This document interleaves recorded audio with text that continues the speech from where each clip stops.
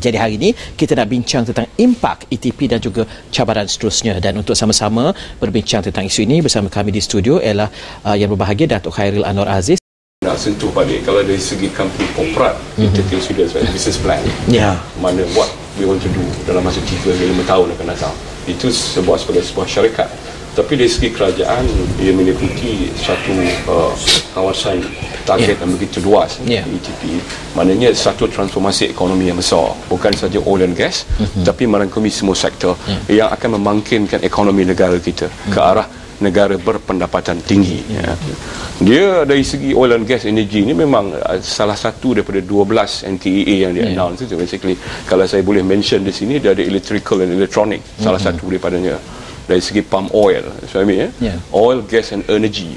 Lepas tu kita ada tourism, kita ada education, wholesale retail, healthcare, business services, communication, content and infra, agriculture and Greater KL. Jadi kita kena faham konsep ni. Salah satunya ialah oil, gas and energy. Tujuan ETP diadakan bersangkutan dengan oil, gas ini, kita kena faham energy contribute lebih kurang 20% daripada Malaysia GDP. Jadi besar.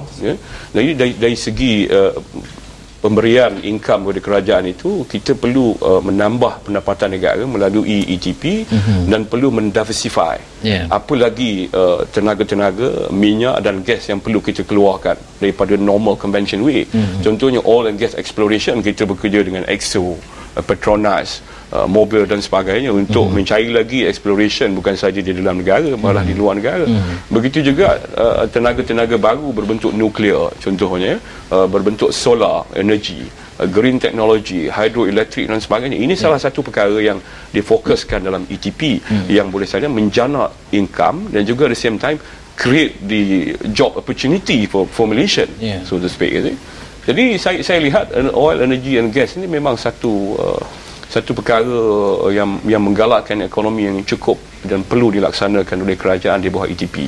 Kerana kalau tak silap saya, 19 EPP itu, Entry Point Project itu yang telah di-announce itu, melibatkan yang akan melahirkan lebih kurang 50,000 pekerjaan baru.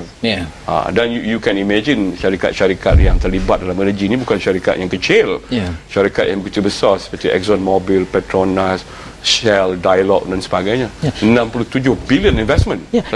Itu cabaran seterusnya, Datuk. Kerana kalau kita cakap apa yang kerajaan cuba nak buat bila sampai tahun 2020, 40% daripada pekerja-pekerja itulah skill, iaitu yang terlatih. Jadi cabaran melatih itu juga adalah satu cabaran yang cukup besar begitu.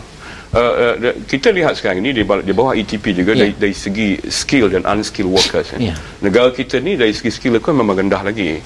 That's why kerajaan melalui Kementerian Pendidikan telah menggariskan satu panduan baru supaya kita boleh upgrade even sekolah-sekolah vocational kepada sekolah-sekolah yang lebih mirip kepada kehendak industri. Mana jaringan industri itu perlu ada. Jadi kita tidak mahu mengeluarkan adik-adik kita yang berkelulusan tapi tidak mampu untuk dapat pekerjaan pada sektor yang kita target itu tadi.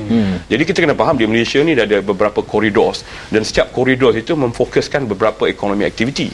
Jadi salah satu perkara macam saya petik di bernama hari ini, pengurusi Exxon Mobil Malaysia, Chairman Mr. Hugh Thompson malam tadi mengatakan bahawa 97% pekerja Exxon Mobil Malaysia adalah rakyat Malaysia. Dan sebahagian besar daripada mereka ini bertugas di luar negara di bawah banner Exxon Mobil.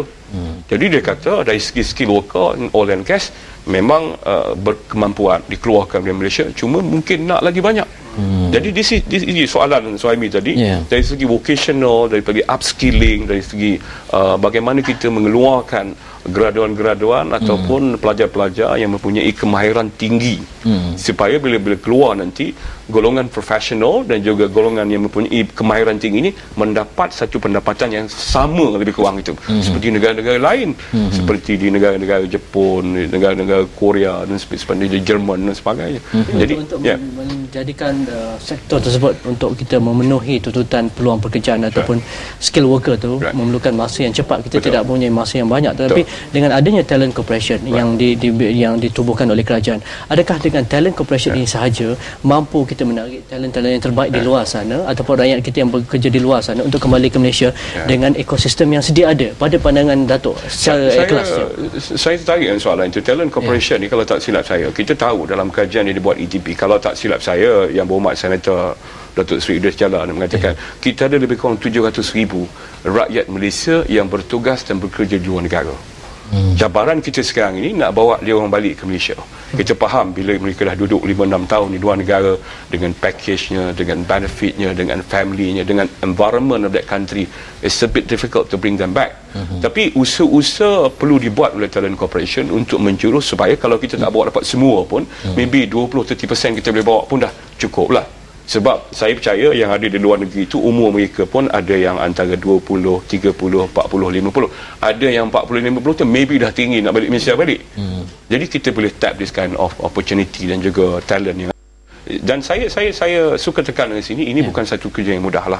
Maknanya kita nak memanggil balik warga negara kita yang sudah begitu serasi dengan keadaan ekonomi, keadaan pekerjaan dan keluarga di negara-negara maju ni, nak balik tu memang dia orang kena fikir 2-3 kali lah. Macam kalau dah ada di Amerika dengan insurance system, dengan medical system, healthcare system, education system, macam kita ada di Iskandar contohnya, kita kena pastikan ada sekolah-sekolah international untuk anak-anak ekspatriat untuk sekolah dan sebagainya. Jadi Talent Corporation adalah satu langkah yang baik, tapi cabaran yang kita hadapi sekarang ni bagaimana untuk membawa mereka pulang.